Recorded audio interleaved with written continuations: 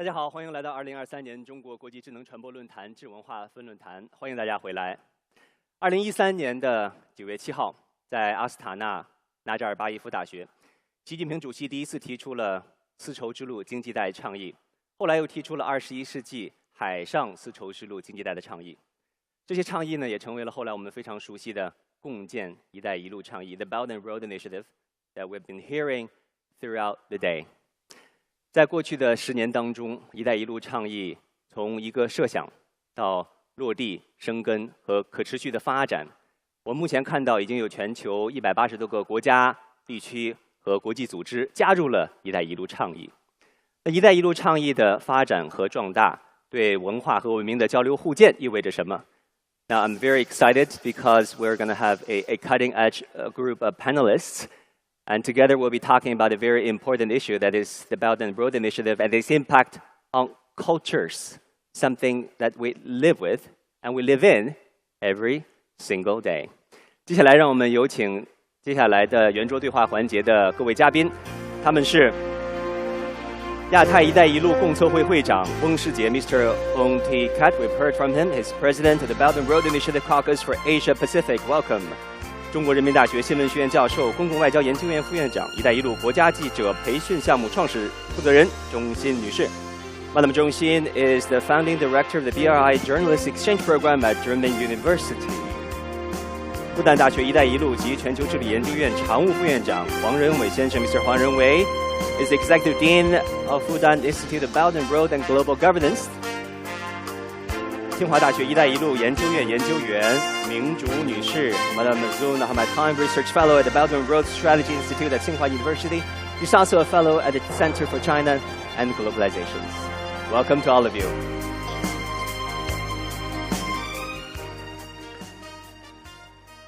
好，接下来的环节呢，我们将用英文来进行。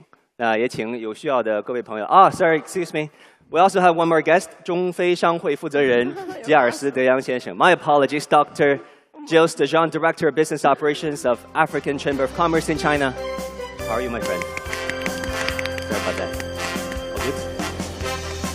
Good to see you. 王老师，你好。钟院长 ，Minister, good to see all of you. 好，接下来呢，我们的对话将用英文进行。如果有需要的朋友们，请您带上同传设备。So let's get to it, ladies and gentlemen. It's great to see all of you. Let's get to it. The power of culture in shaping perceptions and transcending our differences. We've so often heard that culture transcends, right? But given the reality, I would like to ask all of you this question. Perhaps you can start by sharing with us your opening thoughts. In this day and age, in light of all the geopolitical tensions between China and the United States, the war in Eurasia, does culture still transcend? What power does culture truly hold? Let me start with you, Minister. Well, I think by and large, as it is today, we can see that culture is the subject matter that has caught the least attention from the state actors as well as the bureaucrats. Nonetheless, it is certainly crucial. Crucial in the sense that it promotes understanding and enduring peace. But unfortunately, I must say that until today, we have yet to see sufficient efforts being put in now to promote cross-civilizational understanding. This is something that we need to hype up, and also make it more comprehensible to the masses. Because generally speaking, the masses, the people of different colors, different background, they may not be able to understand the profound philosophies of the various cultures.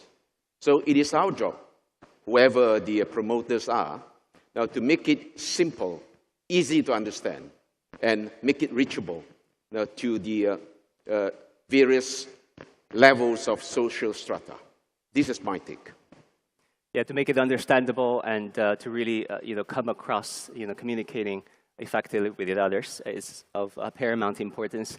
Director Zhong, you taught many courses, you lead many courses in journalism. You're teaching the next generation of journalists in China. Give us your opening thoughts about this subject matter. About this program? About culture. Does culture still transcend? Okay. So thank you for your question. I want to say it's my great honor to be invited here in this Silk capital to talk about Silk Road, talk about BRI, which we are celebrating the 10 years anniversary. And I really realize it's really good timing and good place to talk about this topic. Just now, about your question. Well, culture, I think culture is a fundamental part, is a core part of human civilization. And also, it is about everyday life. It's our everyday life.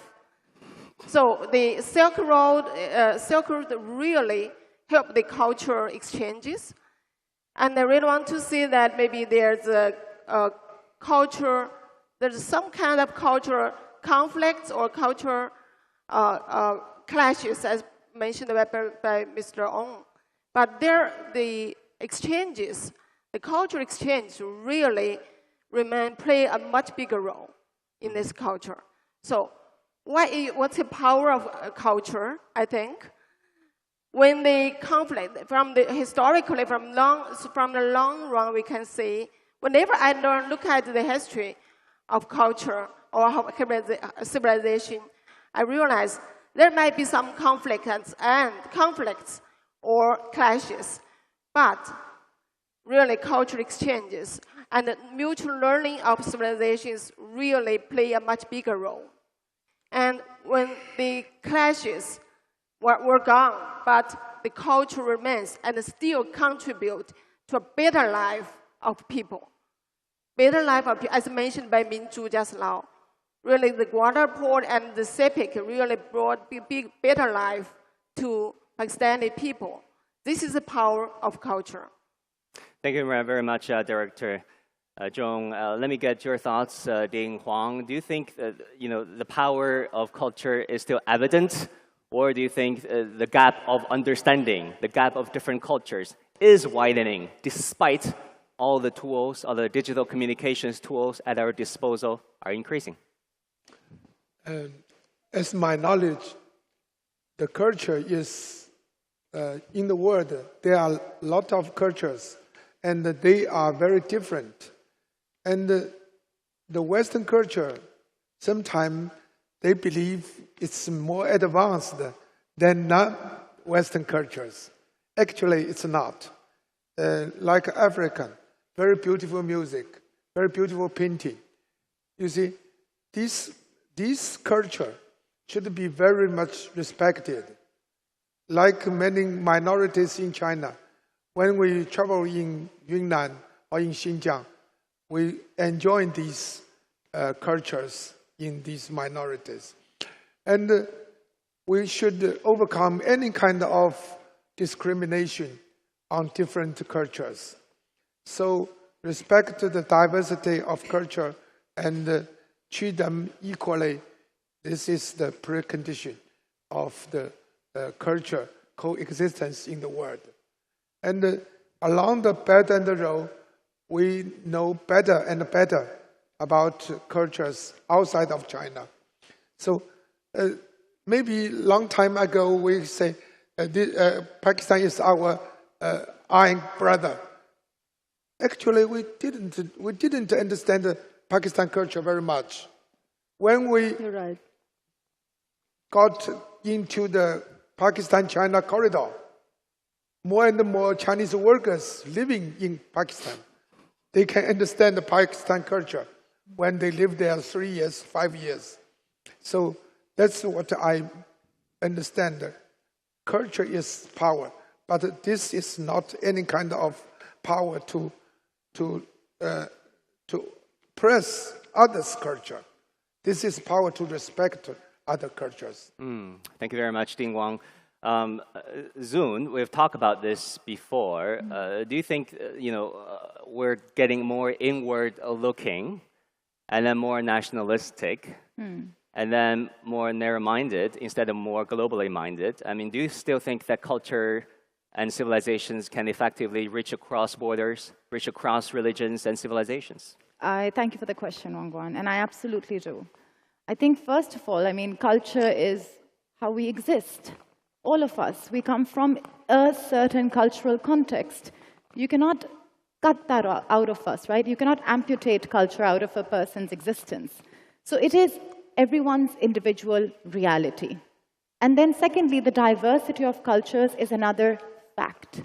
Now the question is, does this diversity help us understand and respect each other, or does it threaten us?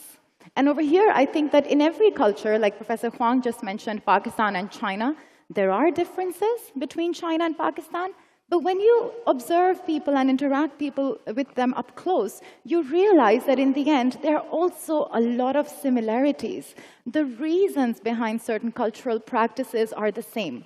The importance of family, parents, children, customs, what they lead to is the same. So I think, number one, we need to recognize that, yes, there is a trend which has been sort of spearheaded by, like again was mentioned, some Western countries that thought that they have arrived, they have emerged, and the others must learn from them and follow them. This is wrong.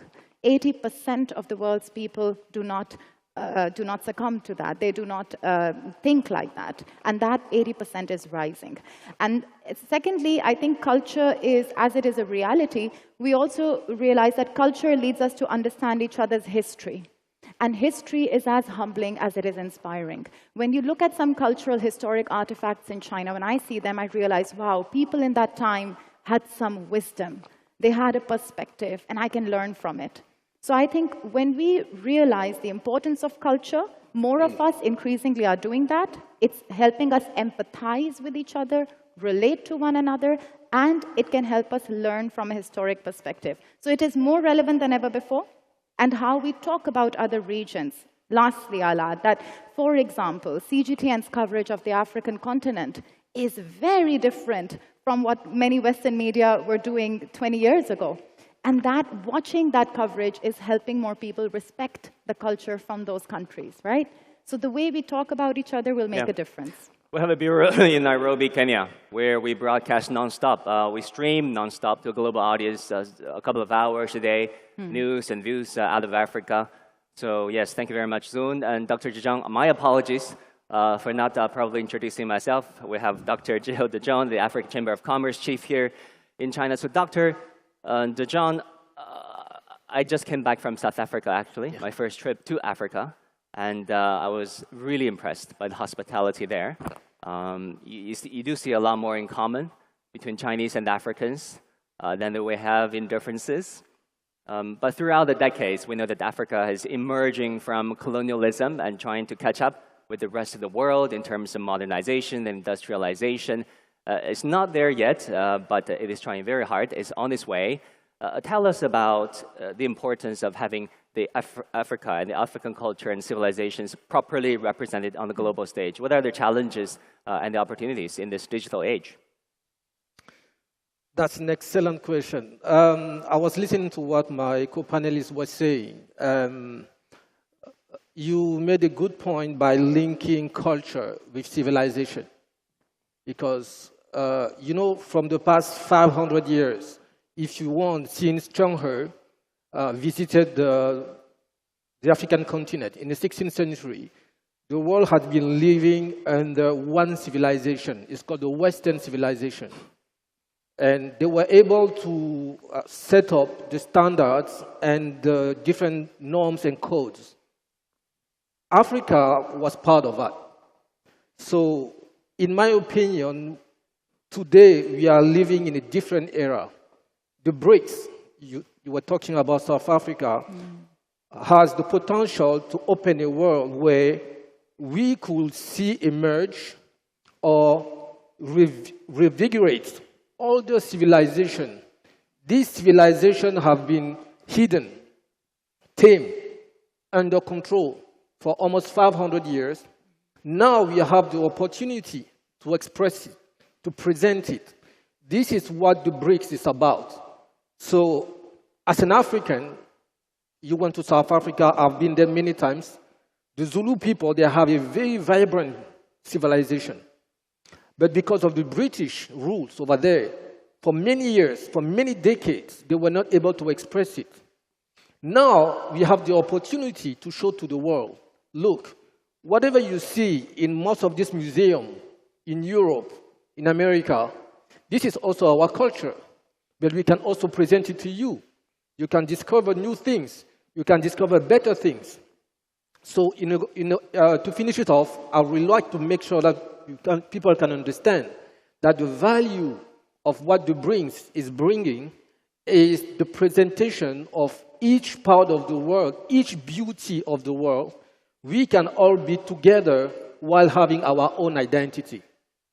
Yeah, we also know that there are different tribes. Sometimes they're working together, but sometimes their differences, however minor they might be, were really exploited by the colonizers, especially back in the 70s and 90s there. Thank you very much for all your insights. I want to start the second round by asking you guys a very specific question. That is, what aspect of culture do you think can really be more effective than others in reaching across borders? Because culture is a big concept. It can be a vague concept, but it connotates and encompasses so many things: politics and diplomacy, commerce, investment, studying abroad programs, touring around each other's countries, so on and so forth. So among all these things, which do you think is more effective at this day and age? And of course, I forgot to mention entertainment, sports, and music. Right? If you check out Gangnam Style, for example, it's originating from South Korea. It is the first video hitting 44 billion views on YouTube. If you compare that against other political reporting by the world's major agencies, their traffic is a fraction of these cultural products. So, Minister Ong, out of all the things that we've mentioned, which element of culture do you think is still relevant and effective in reaching across cultures at this point? I would say in the full spectrum of cultures, I could see very clearly that the subculture remains the most popular among the people, particularly among the youth. And perhaps it would be more pertinent for us to think of ways and means how to harness the popularity of subcultures. No doubt, I do understand that many a time, politicians or even policymakers, they turn a blind eye to subcultures. Subcultures include things like street art or pop cultures, pop music, or even, say for instance, in China, we do understand that Douyin, and beyond your shores, we have TikTok cultures, and even the literate book, Xiaohongshu, is so popular. I must say that that kind of overwhelming popularity sometimes. But they're little known in the rest of the world. And that really makes me envious. Why? Because I said, on one hand, we could see that the policymakers, they have been scratching their head how to popularize cultures. And many a time, cultures, the word cultures, is nothing but a platitude, just a rhetorics, right? Just because they want to show that, we do have something inclusive of cultures now in our statecraft. But having said that, don't we think that it is crucial for us to make full use of subcultures in order to make things understood, make our messages be more comprehensible, like what I said just now, more comprehensible among people of all walks of life. Because we don't expect that a lot of our people, our compatriots, they do understand the profound thoughts of Chinese philosophy, for instance. What more we talk about, say, comprehensibility of Chinese philosophy among the Westerners, among the foreigners. So do something along that line. Did you have a hard time explaining to the Malays, the Indians, and the mixed people with mixed ethnic backgrounds in Malaysia, your home country, because it is as big as it is diverse? Did you have a hard time explaining to them, and how did you cope with that? Good question. I must say that through my personal experience, now when I talk to non-Chinese, or rather non-Chinese speaking Chinese included. Because you're right? the minority in Malaysia. Oh, yeah, yes, of course. Ethnic Chinese constitute only 22% of the population. But when we talk to them about Chinese cultures, in fact, many of them, they are still quite, I must say that they are still quite hazy over what Chinese culture is all about. But what they could remember vividly is the performance, like lion dance, that has been popular and prevalent across the society. Lion dance, and nowadays you could see even some non-Chinese performers. Yes. They got themselves involved in the practice, in the performing of lion dances. So food is another dimension. So food, that has always been the favorite topic among all, irrespective of ethnic background or even political understanding. So food is something we should talk about. We should Have you tried the food in Wuxi? Sorry? Have you tried the food here in Wuxi? Oh, yes, of course. I love that. That is my taste, I must say that. I loved it. Being here for only 24 hours, loved it to a fault. Director Joe, what do you think? What are some of the lower-hanging fruits that we can start with by bridging the gap of understanding and reducing hostility? Because there's simply too much hostility out there, Yeah, there are so many things we can share with the world, we can exchange with the world. So in terms of the effectiveness of culture exchange, I think I want to make 2 points. Number one, the culture part, which can make the world, people of the world collected. Something which can make people collected. As just now mentioned by Mr. Wang, food is very, very important. We have the food like this today is because we are learning from the world yesterday.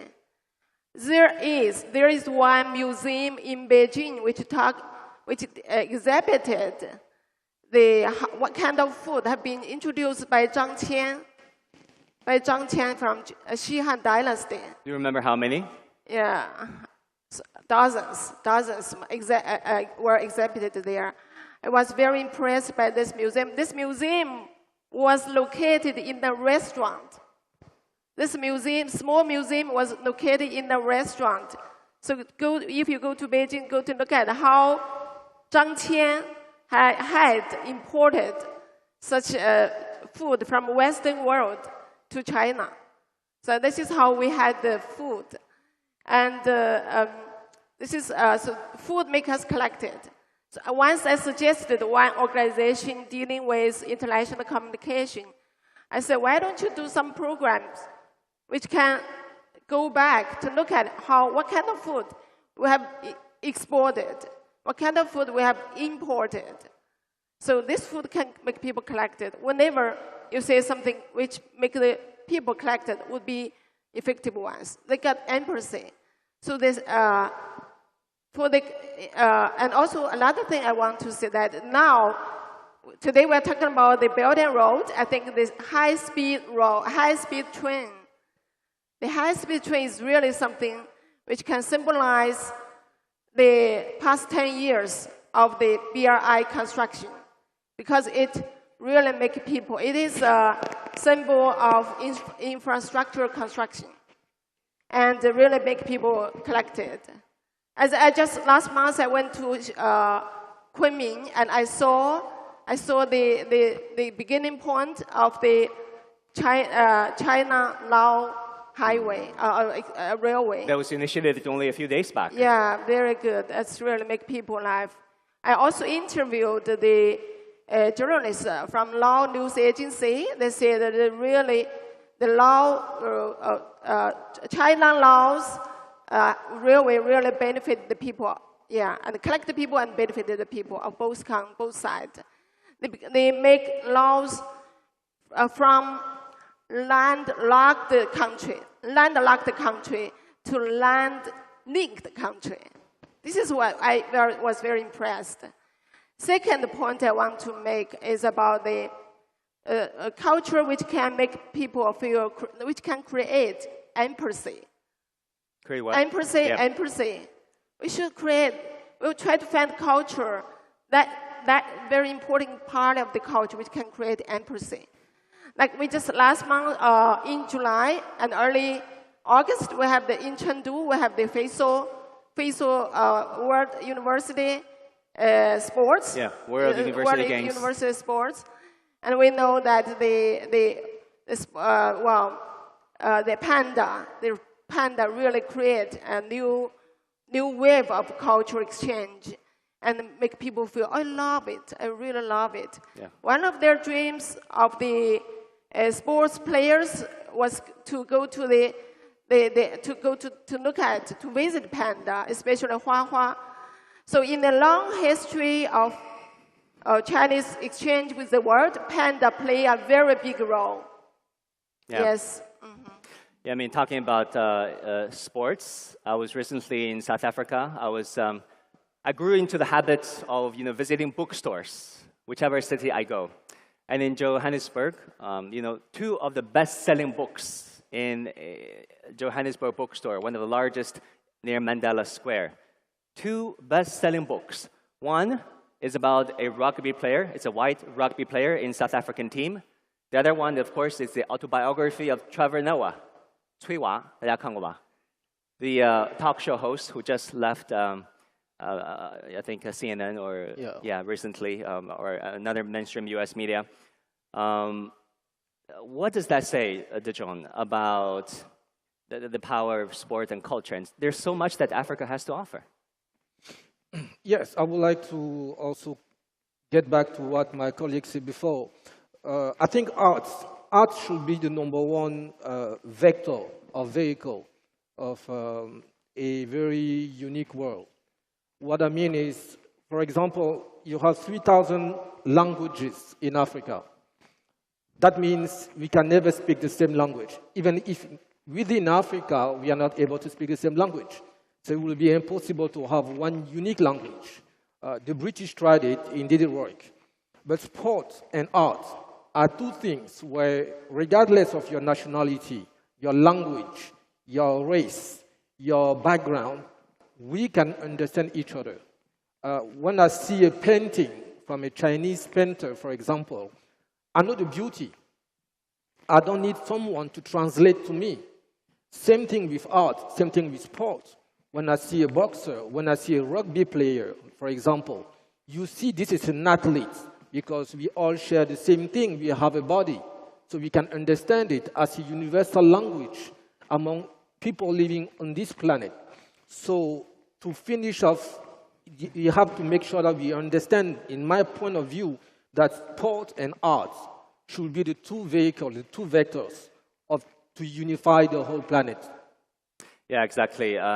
People have been talking about the fact that the people of African descent, they're gaining a foothold in Western European societies, first through sports. If you look at the 2018 French national men's football squad that won the World Cup that year, 8 out of the 11 players were of African descent, including Mbappe. Only 3 players were white players, namely Griezmann, Giroud, and the goalkeeper who played for Tottenham Spurs.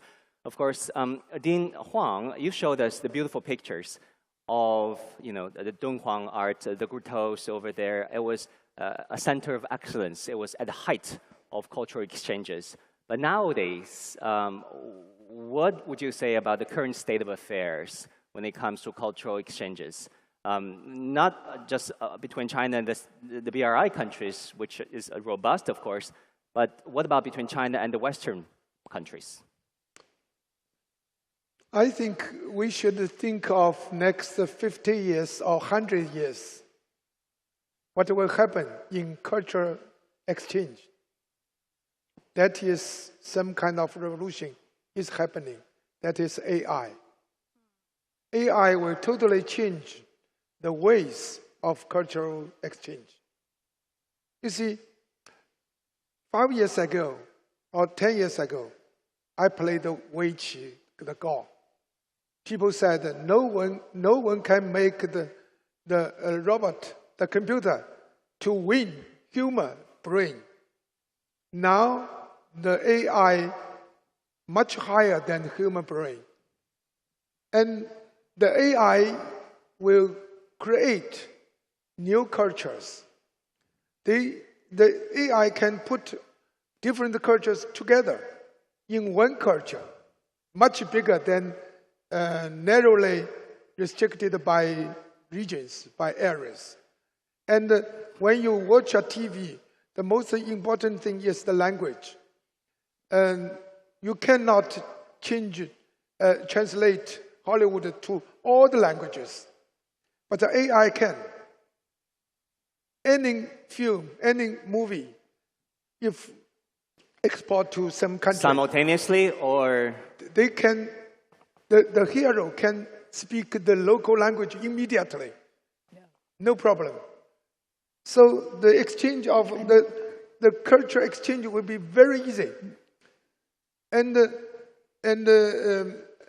the AI can understand very different cultures and speak very different languages. So any kind of barriers, challenges of all the culture exchange now is nothing. what about Very little. what about its application?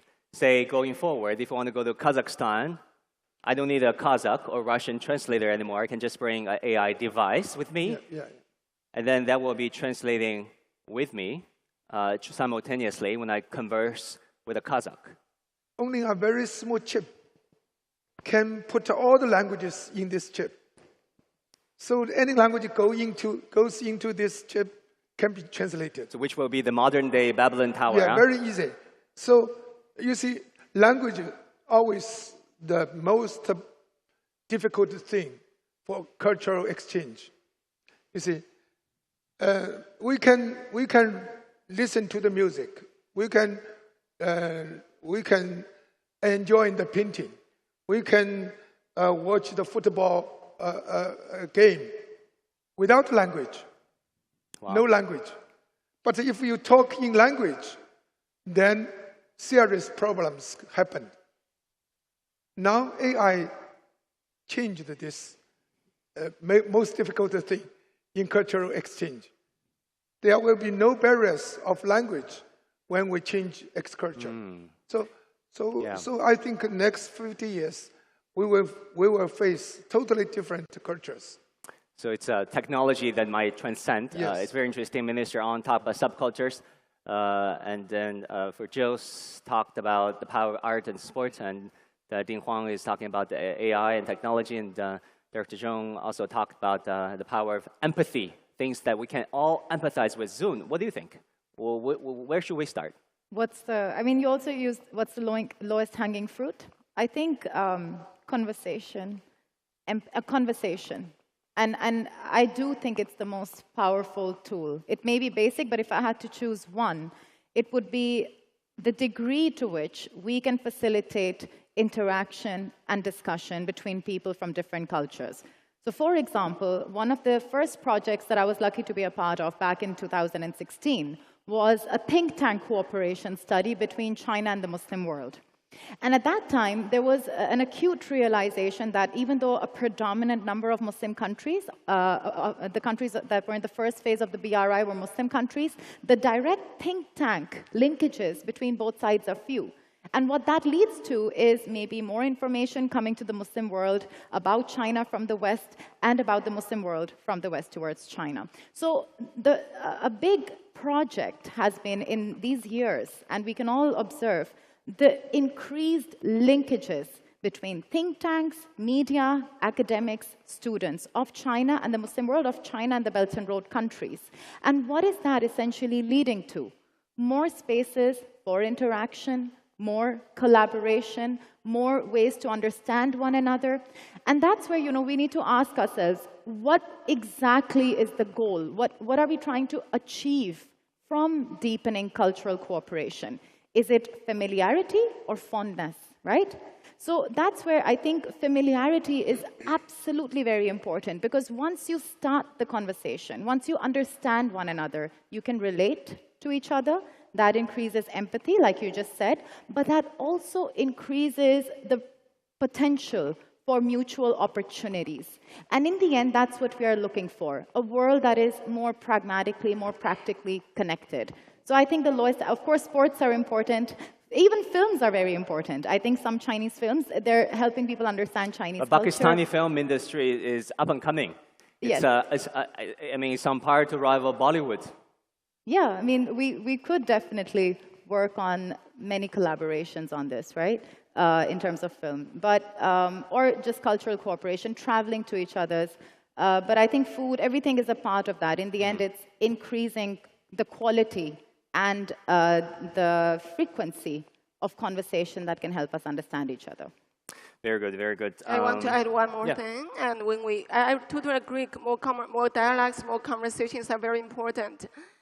But at the same time, we have to emphasize speaking. We are talking.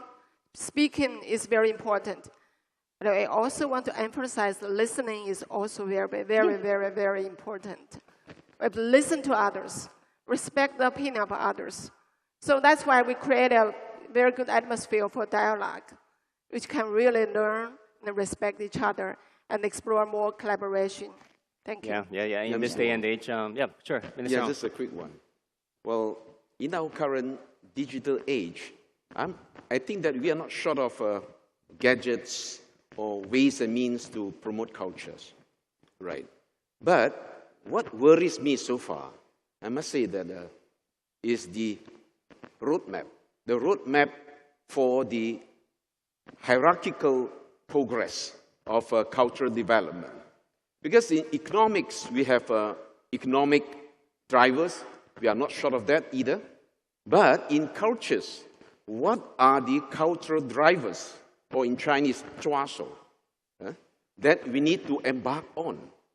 That is the reason why I brought up some of these so-called low-lying fruits like subcultures. People can understand that, and that is within their reach. And this should be and could be popularized easily across the world. Because when we talk about, say, cross-civilizational interaction, understanding, all that, that sounds really profound. But don't forget, that is just similar to the apex of the pyramid. And it is also confined to just a minor minority. Not too many people, they understand. It is only when we have a broader base of people who can appreciate cultures. We can start from subcultures. Then gradually and hopefully, now they can steadily progress to higher plane of cultural appreciation. This is my take. Yeah. Next up, I want to talk about patriotism versus globalism, which are not necessarily two concepts diametrically opposed to one another, but they're often portrayed this way by politicians. So, Minister Ong, let me start with you. I mean, you were the Vice Minister of Higher Education in Malaysia. That is a very unique country. You know, people have very good memories of Malaysia. You know, back in the day when Michelle Yeoh, the recent darling, has long been the darling of Malaysia, who just won an Oscars, that famous commercial where Michelle Yeoh declared that Malaysia truly Asia. That was a brilliant piece of commercial, I must say. I was 14, 15 years old. I do remember that. Malaysia truly Asia, talking about the fact that it's diverse, ethnically, religiously, and racially. When you were Vice Minister of Higher Education, how did you put in a program that tend to the interests of all these ethnic groups while still leading a program that connotates the love of country while opening their eyes and mind to the outside world? Yeah, good question, Mr. Wang. And I must share my little experience with all of us here. Now, because knowing very well that Malaysia has always been now one of the models to manifest cultural diversity. I must say that the biggest challenge is that we need to break the barriers, the conspicuous as well as the unseen barriers, ethnic barriers, religious barriers, and some other related complexities as well. And that has never been easy. Because barriers, put it this way, barriers would keep people away from mutual understanding, or perhaps even acceptance, the basic acceptance of tolerance. People can get more and more intolerant of others, right, without understanding. That I would call the most basic fundamentals we need to work on. And later on, of course, when we are there already, we should endeavor further to further develop understanding. Understanding and acceptance of coexistence. Coexistence. That is the second tier. Then coming to the higher plane, then we can talk about interaction. Interaction. Interaction, that means to say they can mingle, not just physically, but also mentally and academically. That would lay the foundation for mutual appreciation. Mutual appreciation, put it this way, is the most challenging. It's the most challenging. I wouldn't say that is the end game, but certainly that is the ideal we need to attain through painstaking efforts. Yeah, but mutual appreciation is so often undermined and, let's say, torpedoed by our nativist instinct, loving yourself, loving your fellow people, loving people of the same religious and cultural background. So, Director Zhong, you lead a very important program, a journalism program at your university. Also, you're a founding director of the Belt and Road Journalist Exchange programs. So, we know that the love of country is emphasized here in China and across almost each and every country that I've visited, that we've been. How do you reconcile and put together a program that combines love of country while opening the eyes and mind of your students to the outside world? Very good question. Yeah, I've been, in the past 10 years, one of the important part of my job is to organize the exchange program for the Belt and Road country journalists. And of course, all the journalists love their own country, love their own countries, and we love our own countries. At the same time, we also love the world. It's not conflicting. If you love your country more, you should love the world more. I think it's really, it's one thing. It's not two things. It's one thing. So when the journalists come to China, they realize that what they should learn from China, they love more about China.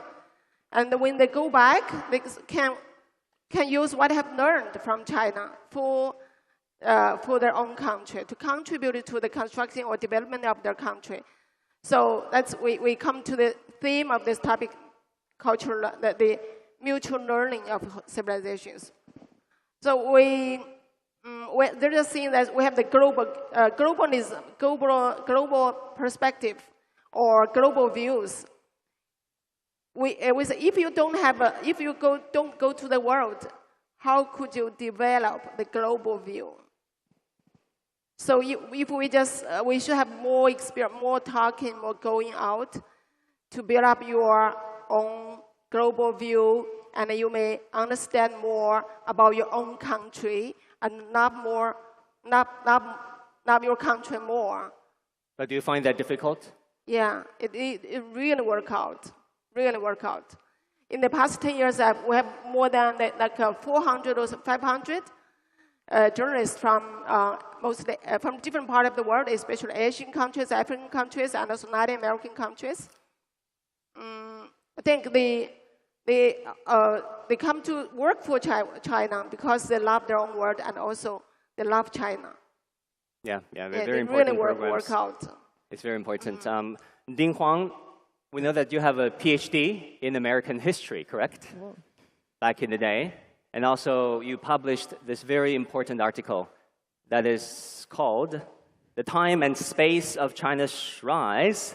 That was published in 2002. It's widely quoted, perhaps one of the most widely quoted article on China's rise back in 2001 when the concept of the rise of China was still in its nascency.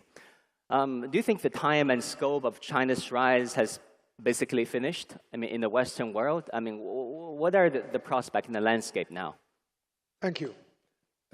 I published the book the time and space of China's rise in 2002.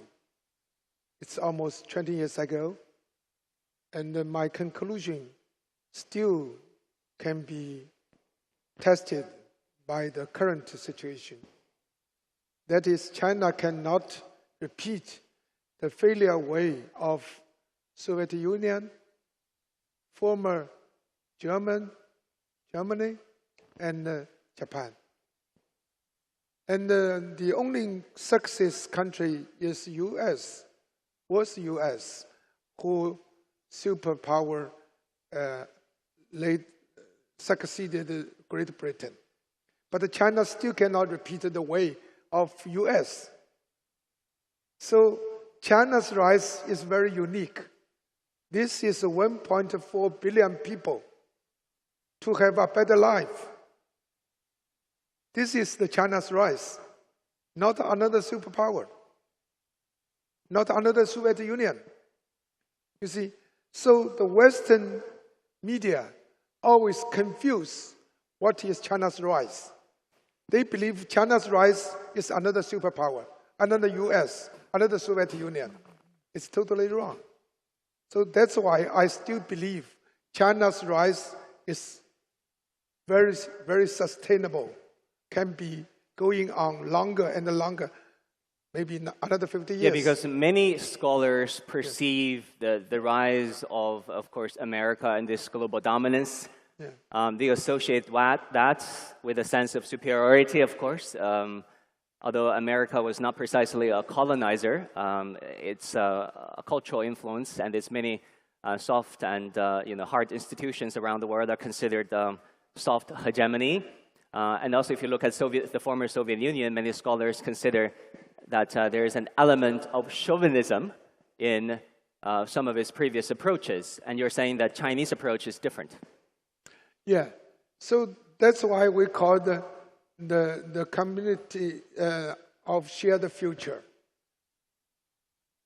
People always believe this is some kind of political slogan, not the reality. But the Belt and Road shows it is the practical reality, what China can do and should do. When we grow up, we should share our development with others. And the others' development will give China more opportunity. That's the co-development between China and the rest of the world. So this is totally different thinking with so-called superpower or hegemony, because all the history, for 500 years, always Western hegemony. So now China's emerging as a different country, different power. This power is based on the living standard of Chinese people. So this is the base of China's rise. You see, so if we're thinking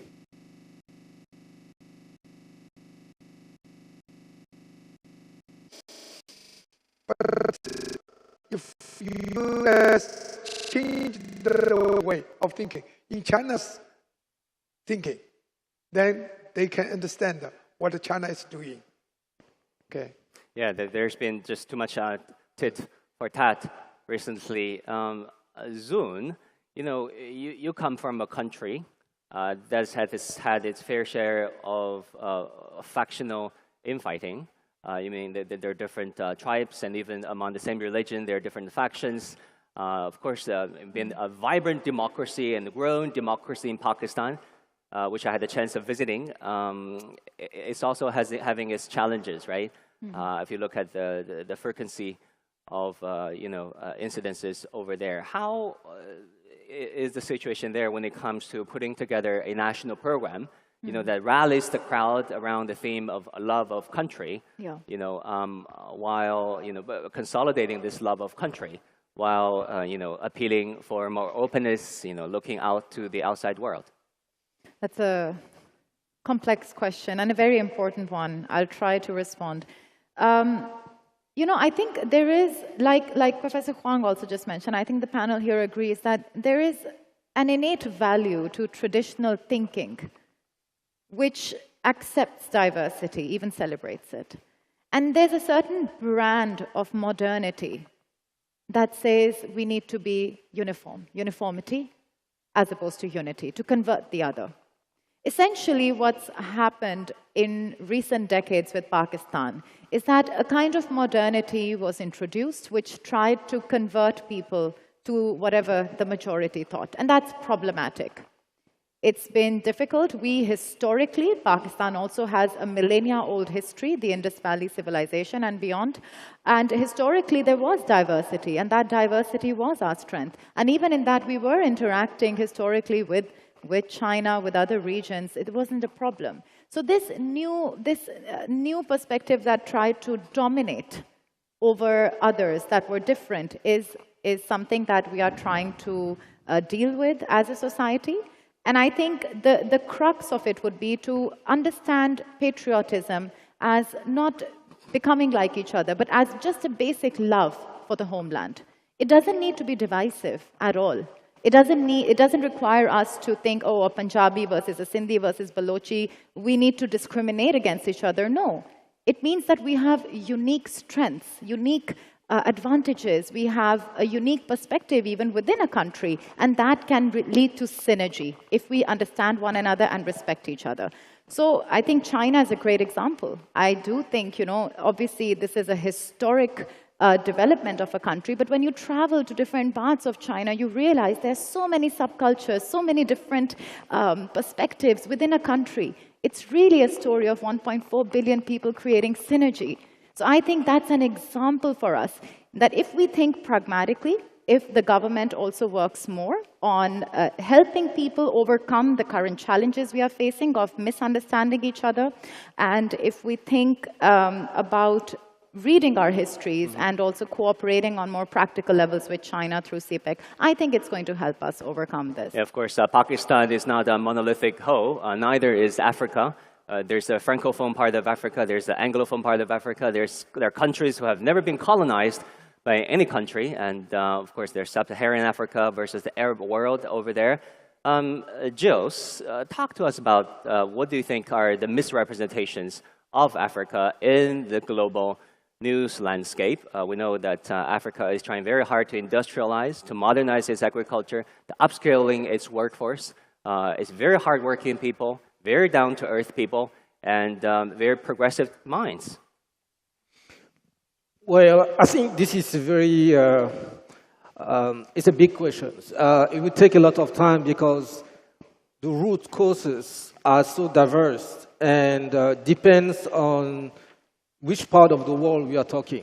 If we are, for example, I'll try to make it very short. The reason why the Western media, for example in the US, the perception of Africa is from the European perspective.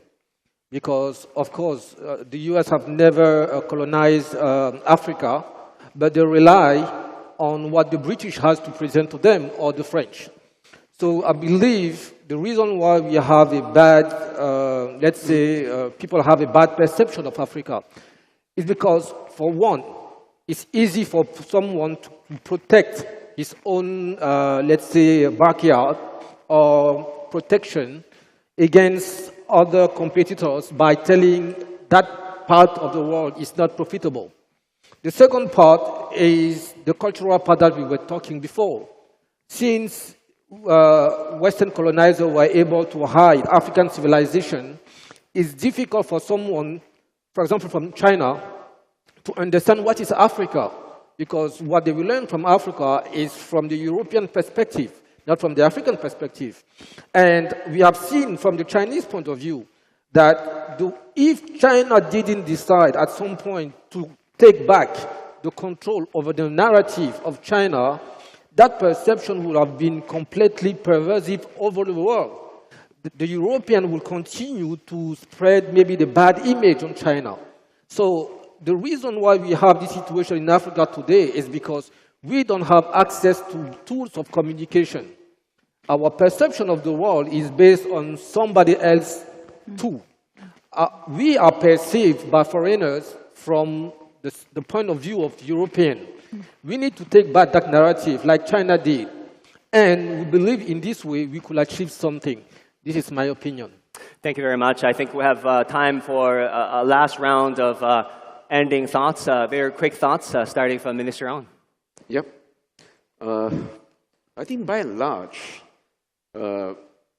what China can do at this juncture in its efforts to address the misconceptions or sometimes even deliberate distortion of Chinese ideals, I think we cannot solely rely on mere translations. Because many a time, I do understand that you do have narratives on BRI, for instance, or even on the various initiatives in Chinese, and then you get it translated into English and some other languages.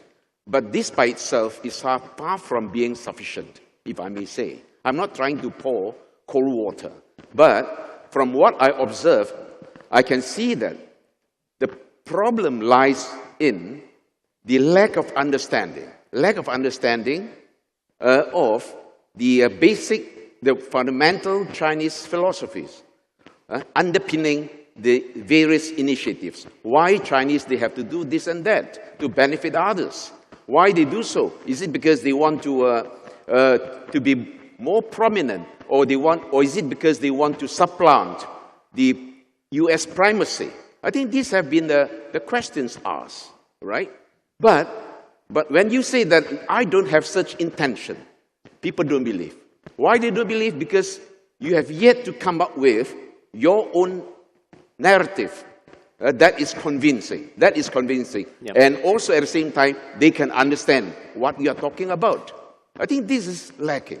And well, of course, on the other hand, of course, people may ask, why should we bother about the critics, about our adversaries? My take is rather simple.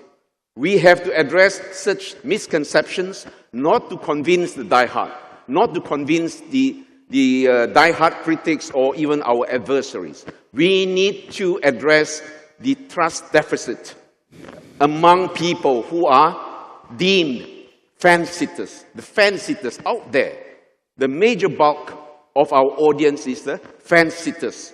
That means to say these people, they are vulnerable to influence from either side. They could be influenced by Chinese and also at the same time by the West. Yeah, and we need to capture this particular segment of people. Not that we want to convince the diehards. Forget about that.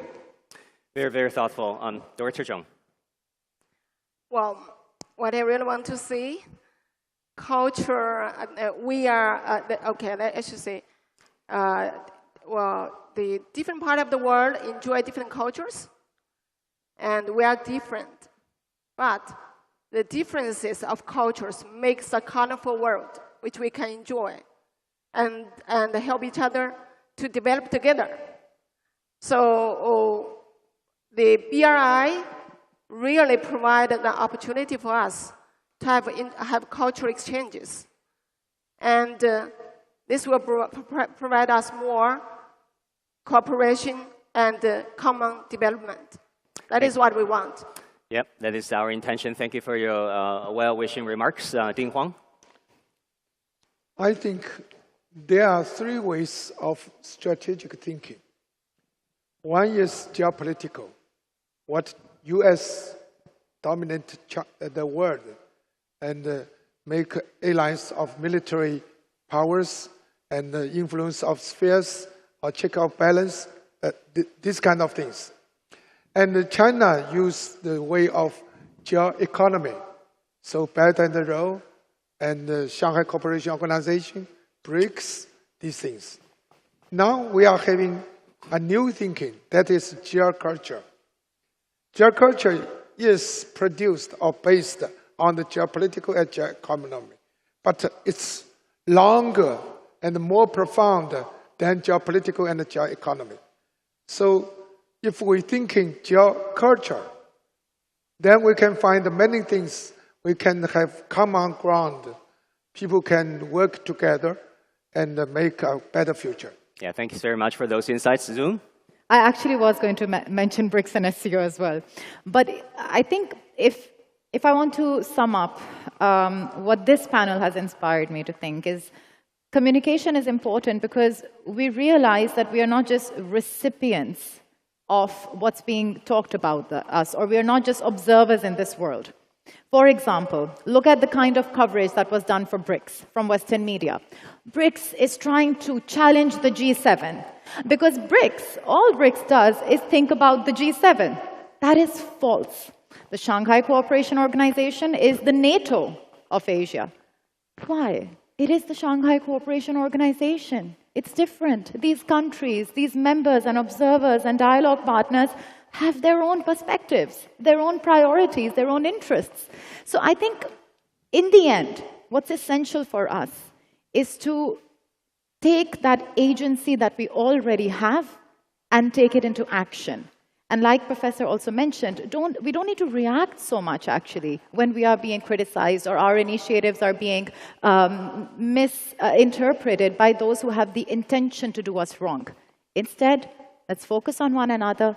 Let's keep being honest, straightforward about what we want, and improve our understanding about each other. And I think that's what the communication should be targeted towards. Great. Thanks, Zoom. Jose? Well, 20 times. 20 times is how many the bilateral trade between China and Africa grew from 2000 to 2022. $150 billion. 6,000 roads and railways. 6,000 roads and railways. 20 ports. That is what the Belt and Road was able to invest and produce in Africa. But all of this has zero value if you don't control the communication.